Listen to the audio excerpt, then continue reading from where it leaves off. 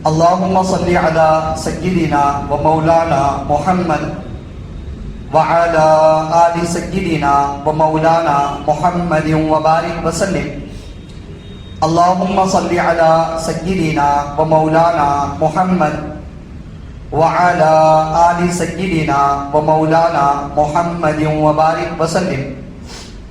اللهم صل على سيدنا ومولانا محمد وعلى آل سيدنا ومولانا محمد وبارك وسلم. معزز بزرگوں اور دوستوں، عزیز ساتھیوں اور نوجوان بھائی، ابھی ماہ رجب المرجب چل رہا ہے. گزشتہ رجب کے مہینے کی فضیلت کے تعلق سے کچھ باتیں ذکر کی گئی تھی، اور ماہ رجب میں روزہ رکھنے کے احکام اور ماہ رجب میں پڑھی جانے والی دعا اللہم بارک لنا فی رجب و شعبان و بلغنا رمضان، اس کے تعلق سے کچھ ضروری باتیں گزشتہ ذکر کی گئی تھی. اس وقت بھی ماہ رجب سے متعلق کچھ ضروری باتیں ذکر کی جائیں گی انشاءاللہ تعالی. کہ ماہ رجب میں معراج کا واقعہ پیش آیا، اور ماہ رجب میں معراج کیا ہر سال ہوتی ہے، اور اس رات عبادت کرنا اور پھر اس کے اگلے دن روزہ رکھنا، اور معراج کا پیغام، مسلمانوں کے نام کیا ہے، ان سب باتوں کو مختصراً ذکر کیا جائے گا تاکہ ابھی سے معلومات ہوں تو وقت کو کیسے گزارا جائے وہ سیکھنا، سمجھنا اور اپنے وقت کا صحیح استعمال کرنا ہمارے لیے آسان ہو جائے گا. ماہ رجب میں مسلمانوں کو عام طور سے ایک اہم رات، معراج کے واقعے کی رات عام طور سے مسلمانوں کو یاد رہتی ہے الحمدللہ. اس کی بنیادی وجہ یہ ہے کہ ہمارے معاشرے میں باضابطہ رجب کی 27ویں شب کو، 27ویں رات کو رجب کی، یعنی 26 رجب اور رات 27ویں، اس کو باضابطہ اہتمام کے ساتھ ہمارے مسلم معاشرے میں بعض کنٹریز کے اندر، ہندوستان اور پاکستان اور بنگلہ دیش اور بعض عرب کنٹریز میں بھی کسی خاص جگہوں پر اس رات کو باضابطہ اہتمام کے ساتھ میں منایا جاتا ہے. تو مسلمانوں کو یہ یاد رہتا ہے کہ شب معراج کی رات ہے، ایسے یاد رہتا ہے مسلمانوں کو، شب معراج کی رات ہے کر کے عام طور سے مسلمان اسے یاد رکھتے ہیں. یہ الگ بات ہے کہ اکثر مسلمانوں کو اس مہینے کا نام پتہ نہیں ہوتا ہے کہ اس مہینے کا نام رجب ہے اور یہ 4 احترام والے مہینوں میں سے ایک ہے. بس اتنا یاد ہوتا ہے کہ یہ شب معراج کی رات ہے. اب شب معراج کی رات ہے کا کیا مطلب، وہ یہ بھی جانتے ہیں الحمدللہ کہ اس رات معراج کا واقعہ پیش آیا. اور تو یہ یاد رکھنا کہ معراج کا واقعہ کیا ہوا تھا، کیسا ہوا تھا، کیسے آپ صلی اللہ علیہ وسلم کو معراج کروائی گئی، یہ سب باتیں تو خیر ایک مسلمان کو یاد رکھنا ضروری ہے، کیونکہ یہ آپ صلی اللہ علیہ وسلم کی سیرت ہے، آپ صلی اللہ علیہ وسلم کی بایوگرافی ہے. اور آپ صلی اللہ علیہ وسلم کی سیرت کو جاننا بھی ہمارے لیے نہایت ہی اہم ہے، کیونکہ محبت کامل و مکمل تبھی ہو پائے گی جب ہم کسی کو جانتے بھی ہوں گے، تبھی ہو پائے گی کامل و مکمل. الحمدللہ مسلمان مرد اور عورتیں رسول اللہ صلی اللہ علیہ وسلم کو بنیادی طور پر تو جانتے ہیں، کیونکہ ہمارا اسلام آپ صلی اللہ علیہ وسلم کے طفیل ہے، مگر جتنا زیادہ جانیں گے اتنی زیادہ محبت ہوگی، جتنا زیادہ جانیں گے اتنا ہی زیادہ سنتوں سے محبت ہو جائے گی، جتنا زیادہ جانیں گے اتنا ہی زیادہ من گھڑت طریقوں سے، بدعتوں سے، خواہشات نفس پر چلنے سے بچنا بھی آسان ہو جائے گا. جتنا زیادہ جانیں گے اتنا ہی زیادہ اسلام کی اہمیت، عظمت اور وقعت ہمارے دلوں میں بیٹھے گی. کہ جتنا زیادہ جانیں گے اتنا ہی زیادہ ہم پکے سچے مسلمان بننے کی فکر اور کوشش بھی کریں گے. یہ فائدہ ہوتا ہے. اس لیے آپ صلی اللہ علیہ وسلم کی سیرت کو جاننا بہت اہم ہے. اس میں سے معراج کے واقعے کو مسلمان جانتے ہیں, اچھی بات ہے الحمدللہ کہ معراج کے واقعے کو جانتے ہیں, بلکہ اور بھی جاننے کی فکر کرنا چاہیے, اور بھی آپ صلی اللہ علیہ وسلم کی سیرت سے واقف ہونے کی فکر کرنا چاہیے. تو خیر, اس مہینے میں رجب کے معراج کا واقعہ پیش آیا. سب سے پہلے تو سوال یہ ہے کہ کیا معراج کا واقعہ اسی مہینے میں پیش آیا؟ معراج کا واقعہ کیا ہے وغیرہ ہم سب جانتے ہی ہیں ویسے الحمدللہ, تقریباً مسلمان جانتے ہیں. اور جب 27ویں رجب آتی ہے تو مسجدوں میں اس کے تعلق سے تفصیلی بیان بھی ہوتا ہے, اور اپنی اس مسجد میں بھی انشاءاللہ 27ویں رجب کو کچھ باتیں معراج کے واقعے کے تعلق سے ذکر کی جائیں گی, اور تحفظ ختم نبوت کے تعلق سے بھی کچھ ضروری باتیں آپ حضرات کے سامنے انشاءاللہ 27ویں رجب کو ذکر کی جائیں گی. فی الحال کہ معراج کا واقعہ یعنی ایک ہی رات میں آپ صلی اللہ علیہ وسلم کو حضرت ام ہانی کے مکان سے مسجد حرام سے مسجد اقصی سے 7 آسمانوں پر لے جایا گیا, 7 آسمانوں کی سیر کروائی گئی. پھر اس دوران بہت عجیب واقعات رونما ہوئے, اور جب آپ صلی اللہ علیہ وسلم اللہ رب العزت سے بات کر کے اور دیدار کر کے واپس تشریف لا رہے تھے, اس وقت آپ صلی اللہ علیہ وسلم کو امت کے لیے کچھ عظیم تحفے بھی دیے گئے. یہ خلاصہ ہے اس کا. تو یہ جو واقعہ پیش آیا نا, یہ کس سال پیش آیا, کس مہینے میں پیش آیا, تاریخ کے اعتبار سے اس میں اختلاف ہے, کس مہینے میں کس سال پیش آیا.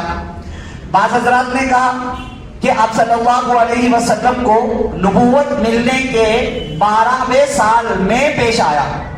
12ویں سال میں مطلب 11 سال کمپلیٹ ہو چکے تھے, 12واں سال تھا. تو اس 12ویں سال میں رجب کے مہینے میں 27ویں رجب کو یہ واقعہ پیش آیا. بعض بڑے اہل علم حضرات نے یہ بات لکھی ہے. بعض حضرات نے کہا کہ 11ویں سال میں پیش آیا, مگر ہم ان دونوں کو جوڑ سکتے ہیں. کیا کہ 11ویں سال کے مکمل ہونے کے بعد 12واں سال رننگ تھا, اس میں پیش آیا. اور بھی بہت سے اقوال ہے, لیکن یہ دو قول 11ویں اور 12ویں والا عام طور سے لوگوں نے لکھا ہے, اور دونوں کو ہم ایک کر سکتے ہیں, کوئی حرج کی بات نہیں ہے. تو ہم یہ مان سکتے ہیں کہ رسول اللہ صلی اللہ علیہ وسلم کو نبوت, آپ نبی ہیں, آپ صلی اللہ علیہ وسلم نبی ہیں, اللہ نے آپ کو نبی بنایا ہے, اللہ نے آپ کو پہلے سے نبی ہونا طے کیا ہے. اس بات کا علم آپ صلی اللہ علیہ وسلم کو دیا گیا. آپ صلی اللہ علیہ وسلم کی عمر مبارک کے 40ویں سال مکمل ہونے پر, جب آپ کی عمر 40 سال کی ہوئی, جب یعنی قرآن مجید کی ابتدائی آیات نازل ہوئی, پھر اس کے بعد پھر سلسلہ الحمدللہ قرآن کے نزول کا اور دعوت و تبلیغ کا اور اسلام کے عام ہونے کا چلتا رہا. اور اس دوران کئی مشقتیں, کئی پریشانیاں, کئی مشکلیں جھیلنی پڑی, اور لوگوں کی جانب سے تکلیفیں دی گئی آپ صلی اللہ علیہ وسلم کو. وہ بھی آپ صلی اللہ علیہ وسلم نے سب پر صبر کیا اور کام کرتے رہے, یہاں تک کہ جب 11 سال مکمل ہو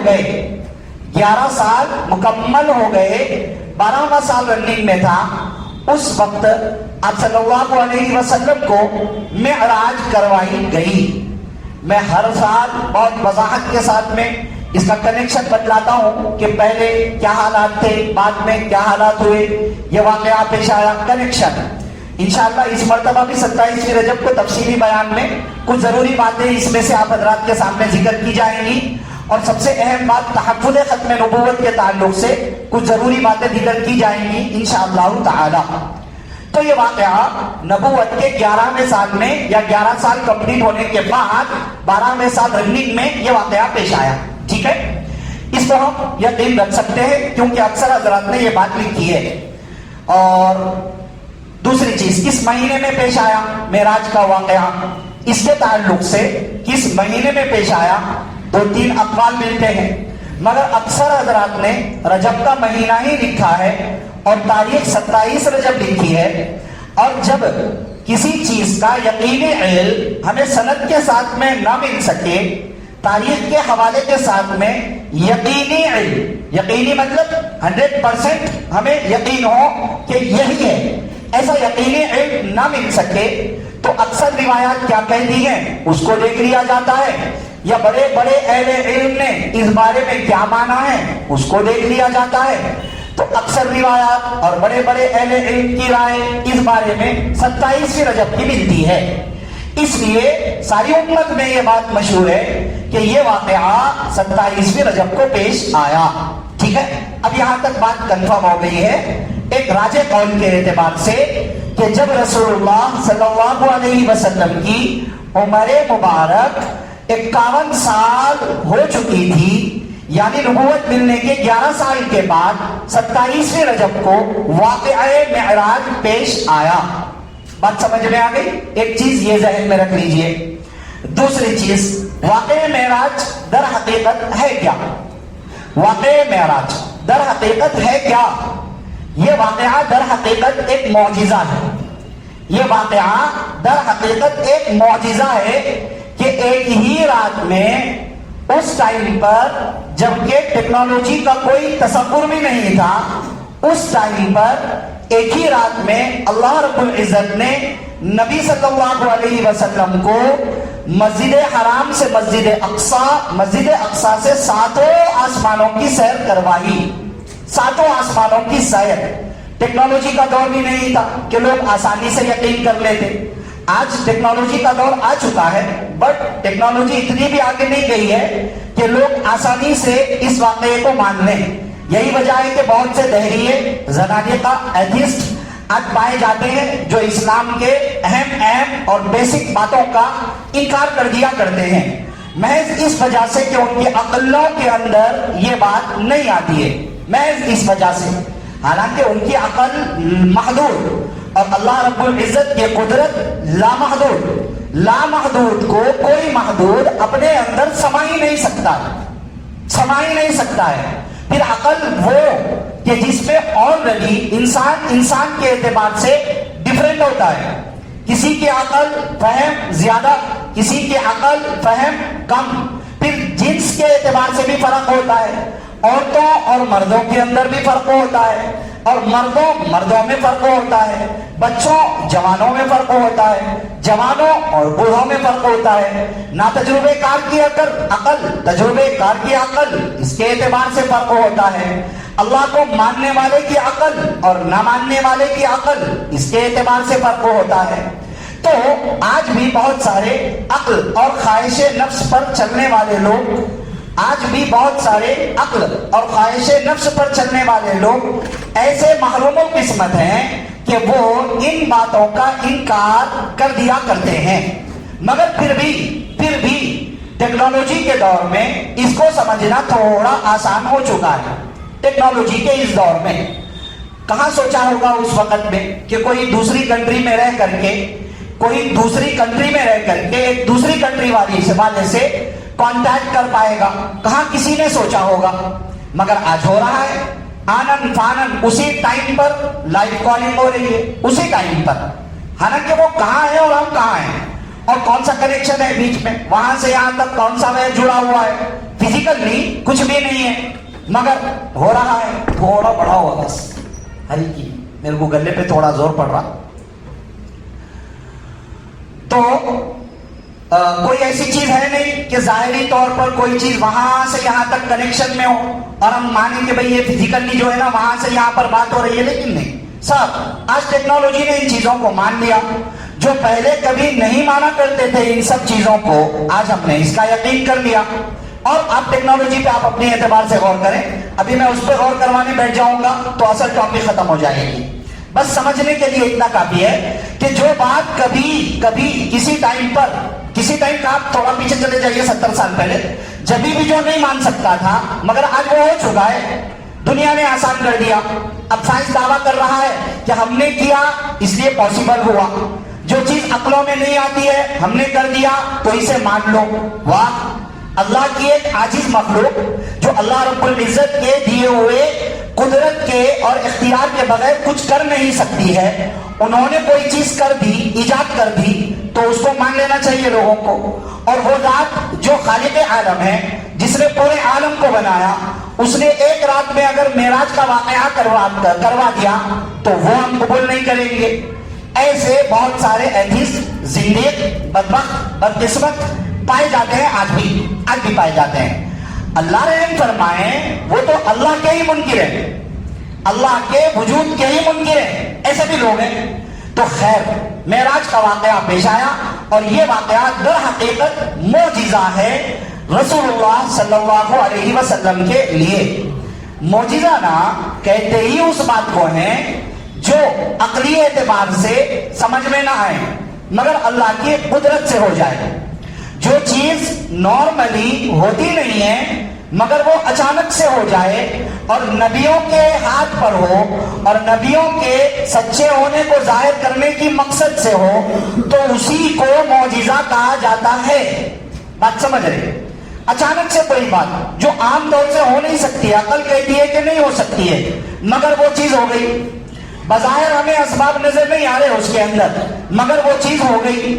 اگر ایسی کوئی چیز کسی جادوگر کے ہاتھ پر ہو تو اسے شعبدہ بازی کہا جاتا ہے اسے. اور اگر ایسی کوئی چیز کسی نیک صالح متقی شخص کے ہاتھ پر ہو تو اسے کرامت کہا جاتا ہے. اور اگر ایسی کوئی چیز انبیاء کرام کے ہاتھ پر ہو جائے تو اسے معجزہ کہا جاتا ہے. اللہ نے بہت سے معجزات نبیوں سے کروائے ہیں. معجزہ خالص اللہ رب العزت کے حکم سے ہوتا ہے. یہاں تک کہا گیا ہے قرآن میں جگہ جگہ پر کہ لوگ مانگتے تھے نبی صلی اللہ علیہ وسلم سے کہ یہ معجزہ کروا دیجئے، یہ کروا دیجئے، تو آپ صلی اللہ علیہ وسلم جواب دیتے تھے کہ معجزے کا ظاہر کرنا، نشانیوں کا دکھلانا میرے اختیار میں نہیں ہے، اللہ کے حکم سے ہوتا ہے، اللہ جب چاہیں گے تب ہوگا. قرآن میں یہ بات جگہ جگہ بتلائی گئی ہے. تو یہ معجزات من جانب اللہ ہوتے ہیں اور انبیاء کرام کے ہاتھ پر ہوتے ہیں اور مقصد ہوتا ہے کہ انبیاء کرام اپنے دعوے میں سچے ہیں، یہ بات لوگوں کو سمجھنے کے لیے تھوڑا سا قریب کر دی جائے. اس کے لیے یہ معجزہ اللہ رب العزت ظاہر کرواتے ہیں. تو ایسے بہت سے معجزات رسول اللہ صلی اللہ علیہ وسلم کے ساتھ میں ہوئے ہیں. ان میں سے ایک معجزہ ہے واقعہ معراج.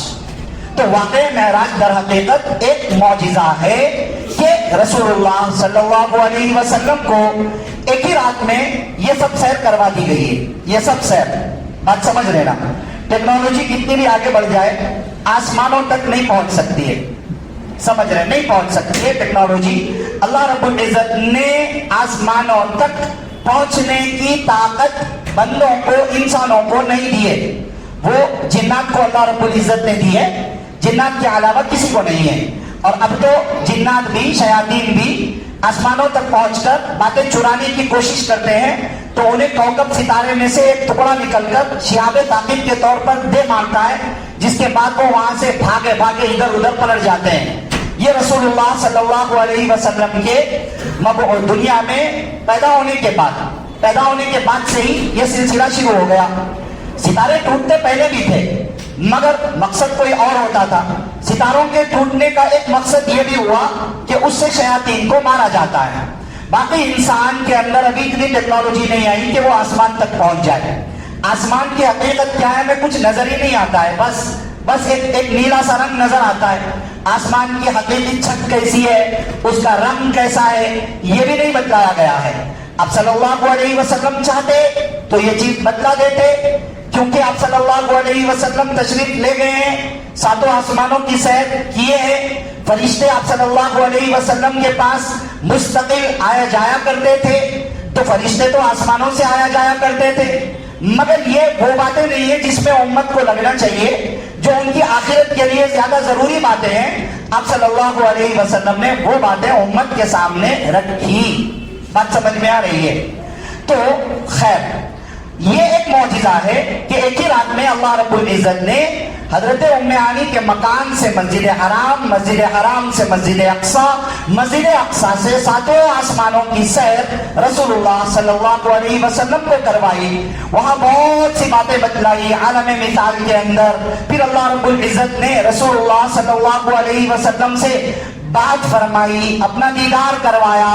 دیدار کے اندر اختلاف کیا ہے لوگوں نے، ابھی یہ سب باتیں مجھ کو نہیں بیان کرنا ہے، ہر مرتبہ میں بیان کرتا ہوں، ریکارڈڈ بھی ہے، جس کو سننا ہے وہ لوگ مطالبہ کر لیں، بھیج دیا جائے گا، یا کچھ اشارہ انشاءاللہ 27ویں رجب کو دیا جائے گا۔ پھر اس کے بعد کچھ تحفے آپ صلی اللہ علیہ وسلم کو دیے گئے۔ وہ تحفے لے کر رسول اللہ صلی اللہ علیہ وسلم اپنی امت کے پاس آئے۔ بات سمجھ رہے نا؟ یہ ہے در حقیقت واقعہ معراج، یہ ہے واقعہ معراج۔ اب سوال یہ ہے کہ کیا واقعہ معراج ہر سال پیش آتا ہے؟ ظاہر سی بات ہے نہیں ہے۔ یہ ایک معجزہ ہے، یہ ایک واقعہ ہے، عظیم واقعہ جو ایک مرتبہ پیش آیا، صرف ایک مرتبہ۔ اب کون سی رات تھی؟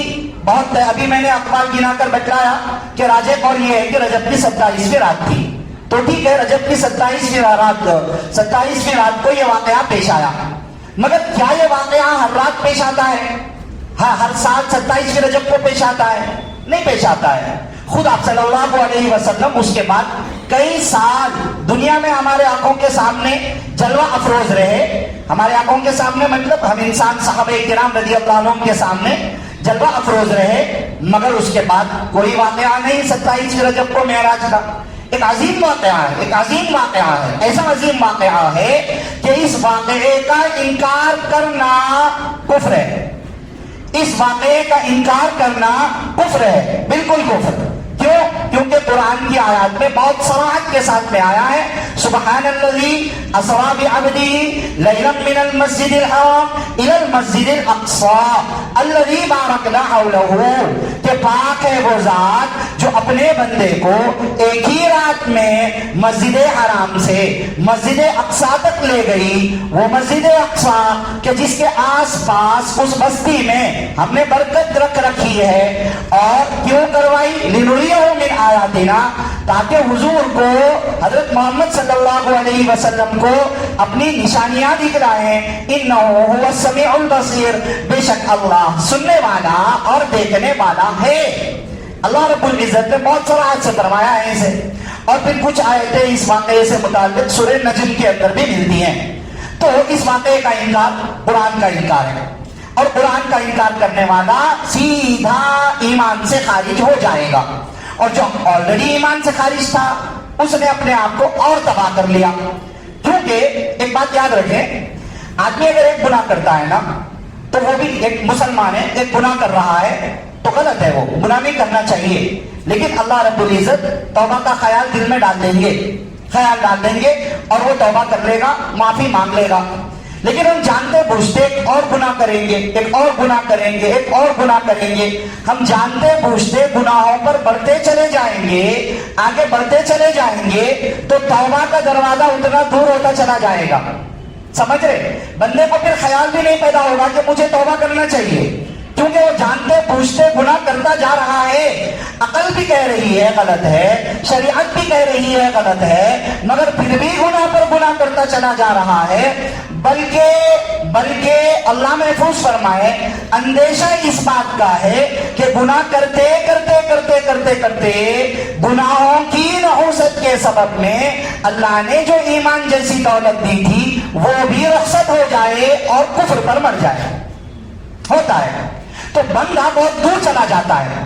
اسی طرح جو کفر کر رہا ہے، اللہ کا انکار، قرآن کا انکار، حضرت محمد صلی اللہ علیہ وسلم کے رسول ہونے کا انکار، پھر معجزات پر معجزات دکھلائے جا رہے ہیں، ہر معجزے کا انکار پر انکار کرتا چلا جائے گا، تو اندیشہ اسی بات کا ہے کہ شاید اسے ایمان کی توفیق نہیں ملے گی، شاید۔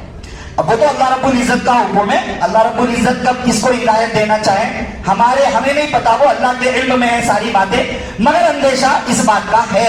بات سمجھ رہے؟ تو واقعہ معراج کا انکار کرنا سیدھا سیدھا کافروں والا فعل ہے، اور اگر مسلمان انکار کرے گا تو وہ کفر ہے، وہ کفر ہے، ارتداد ہے، وہ مرتد ہو چکا ہے اس کے بعد میں، پہلے سے مومن تھا اب مرتد ہو چکا ہے۔ جب یہ بات سمجھ میں آ گئی کہ ہر سال یہ واقعہ پیش نہیں آتا ہے، تو اب سوال یہ بنتا ہے کہ کیا ہر سال اس 27 رجب کو عبادت کا اہتمام کرنا چاہیے، اس کو عظیم رات سمجھ کر جاگنے کا اہتمام کرنا چاہیے؟ کیا اس رات عبادات مستقل، نوافل، ذکر، اذکار، قرآن کی تلاوت وغیرہ ان سب چیزوں کا اہتمام کرنا چاہیے؟ بہت اہم بات ہے، یہ سمجھ لینا، ہمارے معاشرے کا حصہ بنا ہوا ہے، یہ ہمارے معاشرے کا چند کنٹریز کا، کچھ کنٹریز کا حصہ بنا ہوا ہے کہ مسلمان شب معراج کا واقعہ کر کے رات بھر جاگنے کا اہتمام کرتے ہیں۔ کیوں؟ کیونکہ رسول اللہ صلی اللہ علیہ وسلم اس رات جاگے تھے، اس رات جاگے تھے، اس لیے کر کے مسلمان کہتے ہیں جگنے کی رات ہے کر کے جاگتے ہیں۔ حالانکہ ہمارے بعد اکابر نے کہا تھا کہ رسول اللہ صلی اللہ علیہ وسلم اس وقت جاگ نہیں رہے تھے، سو رہے تھے، سو رہے تھے۔ آپ صلی اللہ علیہ وسلم کو اٹھایا گیا، حضرت جبرائیل آئے اور لے گئے معراج کروائی، تو آپ صلی اللہ علیہ وسلم تو سو رہے تھے اس رات۔ تو اب کے بعد بزرگوں نے کہا کہ بھئی تم بھی سو جاؤ، اگر جبرائیل آنا ہوگا تو آئیں گے، لیکن حق یہ ہے کہ جبرائیل نہیں آئیں گے، البتہ موت کا فرشتہ ضرور آ سکتا ہے۔ بات سمجھ رہے؟ تو یہ بات سمجھیے آپ، جاگنے کی رات تو اس کو نام نہیں دیا جائے گا، ٹھیک ہے؟ یہ بات اچھی طرح ذہن میں رکھ لیں۔ واقعہ معراج والا ایک عظیم واقعہ پیش آیا 27 رجب کو، مگر اس کو نام جاگنے کی رات کا نام دینا، یہ نام دینا صحیح نہیں ہے، کیونکہ اس کے بعد آپ صلی اللہ علیہ وسلم کتنی مرتبہ 27 رجب کو جاگے ہیں، کتنی مرتبہ جاگے ہیں، کہاں ہے؟ اگر اتنی عظیم رات تھی، اتنی عبادت والی رات تھی کہ ہر سال کرنا چاہیے، ہے یہ رات اپنے آپ میں عظیم، لیکن ہر سال منایا جانا چاہیے، اتنا ضروری ہوتا جتنا ضروری ہم نے بنایا ہوا ہے، تو پھر آپ صلی اللہ علیہ وسلم ایک مرتبہ کر کے بتا دیتے۔ اس کے بعد میں صحابہ کرام رضی اللہ عنہم میں سے کوئی ایک مرتبہ کر کے اس کو بتلا دیتے، ایک مرتبہ کر کے بتلا دیتے۔ ایسا نہیں ہے نا بھائی، اس لیے اس رات کو جاگنے کی رات تو نام نہیں دیا جائے گا۔ بات سمجھ رہے؟ نہیں بھائی، ایک عظیم واقعہ تھا، اس رات ہوا تھا نا، ہم اس کو اس کی یاد میں کر رہے ہیں، اس کی یاد میں۔ تو بھائی ایسے بہت سے عظیم واقعے پیش آئے ہیں۔ آپ صلی اللہ علیہ وسلم کو 40 سال کی عمر مبارک میں پہلی وحی ملی ہے، اقرأ باسم ربک الذی خلق، اس کی تاریخ میں علماء نے لکھ رکھی ہے۔ اب کیا ہم ہر اس تاریخ کو ہر سال دن ہو یا رات عبادت کا اہتمام کریں گے کیا؟ رسول اللہ صلی اللہ علیہ وسلم کے ہاتھ پر چاند کے 2 ٹکڑے ہونے والا ایک عظیم معجزہ پیش آیا۔ اب صلی اللہ علیہ وسلم کی دعا سے چاند 2 ٹکڑے ہو گیا، علماء نے لکھ رکھا ہے۔ تو کیا اب ہر سال ایک عظیم واقعہ پیش آیا کر کے ہم دن اور رات عبادتوں میں گزاریں گے ہم؟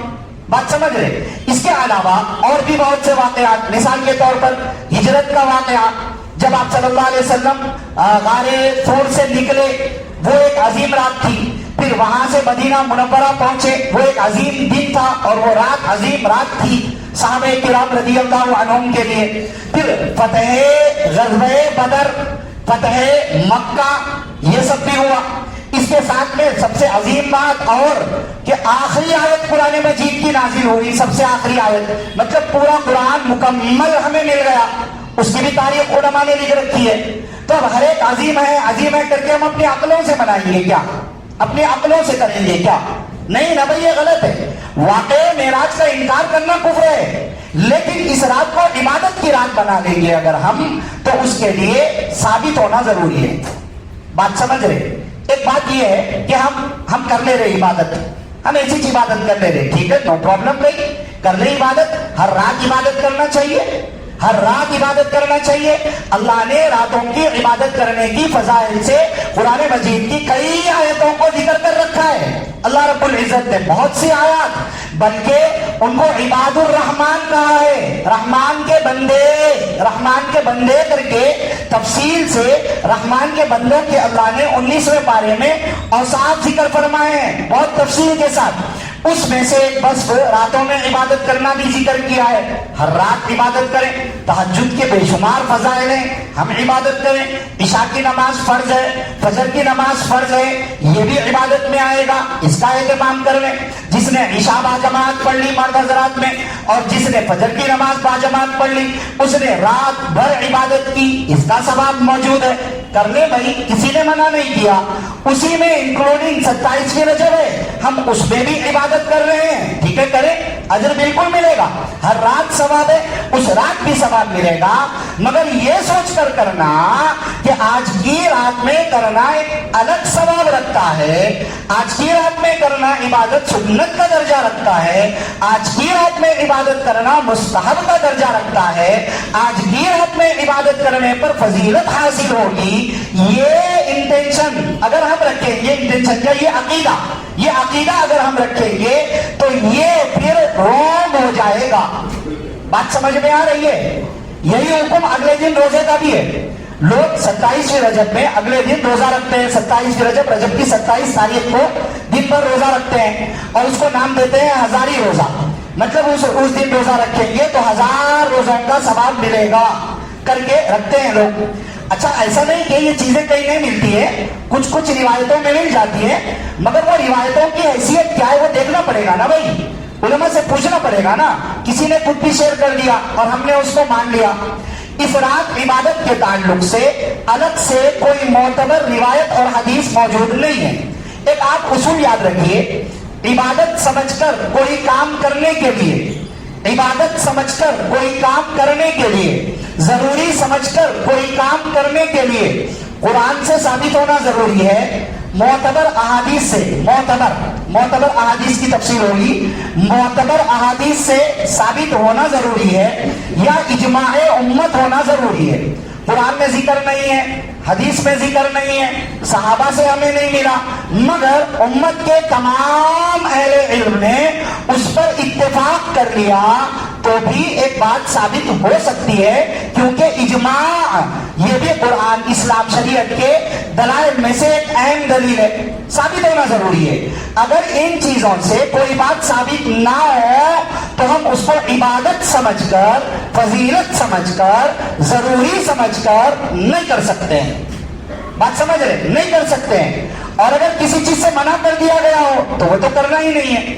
ابھی اس رات عبادت کرنے سے منع تو نہیں کیا گیا، ٹھیک ہے، منع نہیں کیا گیا، اس لیے حرام نہیں ہے، عبادت کر سکتے ہیں، کوئی حرج کی بات نہیں ہے، مگر اگر سنت سمجھیں گے، فضیلت سمجھیں گے، ضروری سمجھیں گے، عبادت کا درجہ دیں گے، الگ سے ایک الگ ثواب کا درجہ رکھیں گے، یقین رکھیں گے، تو اب قرآن سے دلیل، معتبر احادیث سے دلیل یا اجماع امت ہونا چاہیے، اور اس کی کوئی دلیل نہیں ہے۔ ہاں ملے گے دلائل، واقعات پیش آیا، اس کی دلیل ملے گی، یہ ایک عظیم واقعہ تھا، معجزہ تھا، پیش آیا، اس کی دلیل ملے گی، مگر ہر سال اس کا اہتمام کرنا چاہیے، ہر سال کے لیے اسے عظیم سمجھنا چاہیے، اس کے اگلے دن روزہ رکھنے پر 1000 روزوں کا ثواب ملے گا، ایسی والی کوئی معتبر دلیل، معتبر حدیث، معتبر روایت نہیں ملتی ہے۔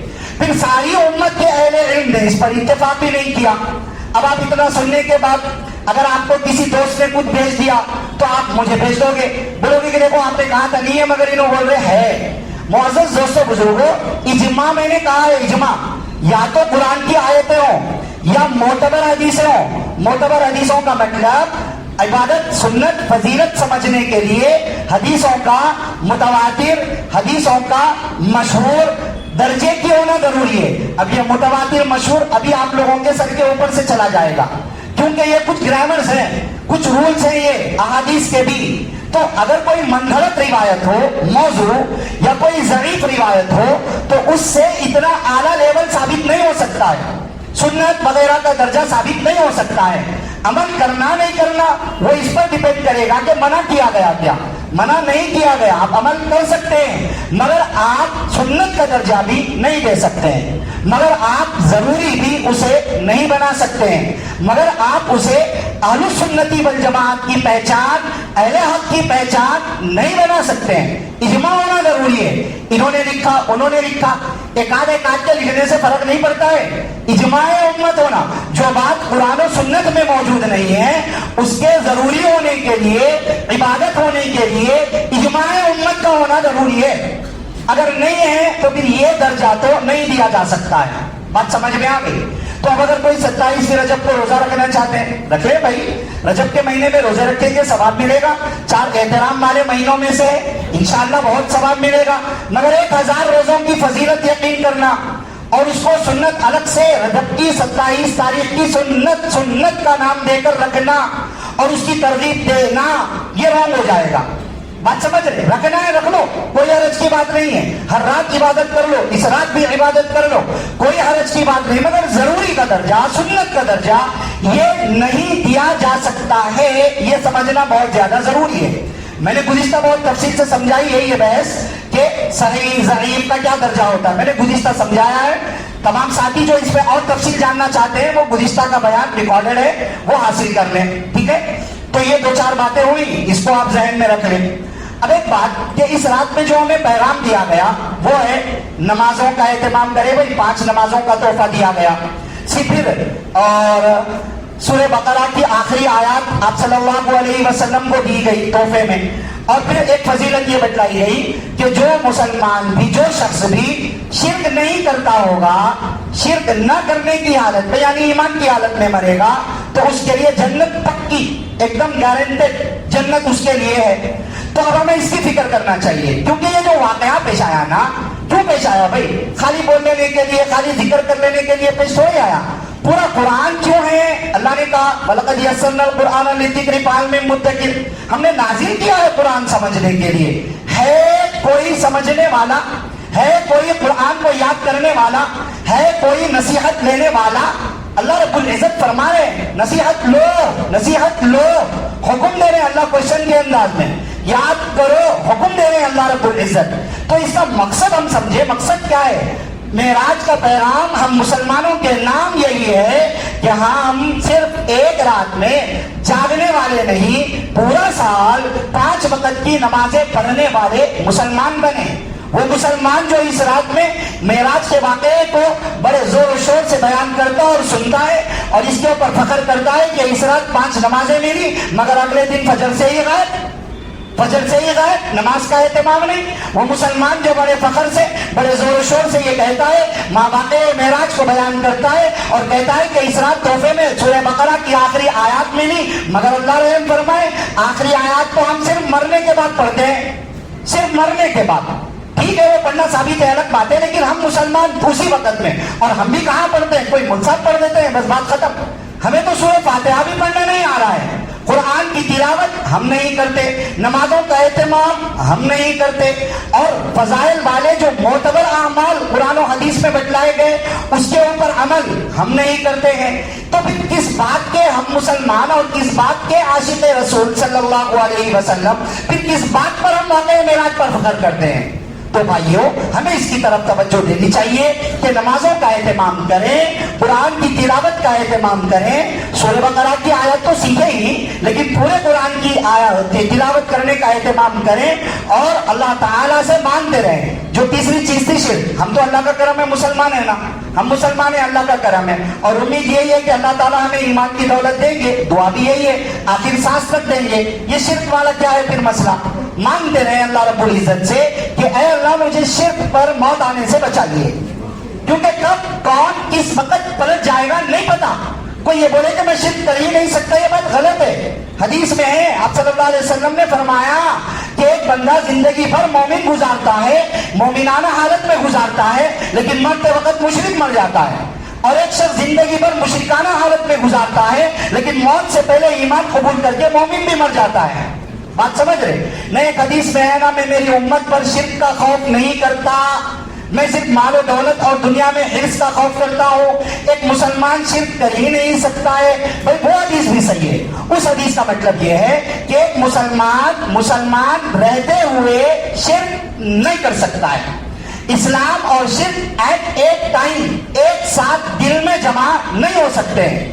مسلمان رہتے ہوئے شرک نہیں کر سکتا ہے، لیکن جب شرک کرے گا تو مومن ہی باقی نہیں رہے گا، وہ میری امت میں باقی ہی نہیں رہے گا. تو جو میری امت میں ہے، مسلمان ہے، تو وہ اسلام کی حالت میں شرک نہیں کر سکتا ہے. یہ بات بتلائی گئی ہے. بات سمجھ رہے؟ اور بھی اس حدیث کی بہت ساری توجیحات تفصیلات ہیں کہ وہ اہل عرب کے بارے میں ہے یا فلاں فلاں فلاں، کافی ڈیٹیل ہے اس کے اندر. تو معزز دوستو بزرگوں، تیسری بات یہ ہے کہ ہم اللہ سے مانگتے رہیں، ہمیشہ مانگتے رہیں کہ یا مقلب القلوب ثبت قلبی علی دینک، یا مصرف القلوب صرف قلبی الی طاعتک، کہ اے دلوں کے پھیرنے والے اللہ، میرا دل آپ کی اطاعت پر جمائے رکھیے. اے اللہ دلوں کے پھیرنے والے، میرے دل کو آپ کی اطاعت کی طرف پھیریے، وہاں لگائے رکھیے. یہ سب باتیں ہیں معزز دوستو بزرگوں، ہمیں ان باتوں کی طرف میں توجہ دینی چاہیے. ٹھیک ہے بھائی، یہ چند باتیں، چند گزارشات میں نے آپ سے کی ہے. اور ابھی سے ایک اہم کام یہ کریں، گھر میں آپ صلی اللہ علیہ وسلم کی سیرت پڑھنا شروع کر دیجیے. ابھی سے پڑھتے رہیں آپ، تاکہ بچوں کو حقیقی معنی میں آپ صلی اللہ علیہ وسلم سے محبت ہو. صرف ایک رات کے لیے نہیں، بلکہ زندگی بھر کے لیے آپ صلی اللہ علیہ وسلم سے محبت ایک ایمان والے کے ایمان کا تقاضا ہے. کیونکہ جب تک آپ صلی اللہ علیہ وسلم کی محبت کامل و مکمل نہیں ہوگی، تب تک ہم نجات نہیں پا سکتے ہیں.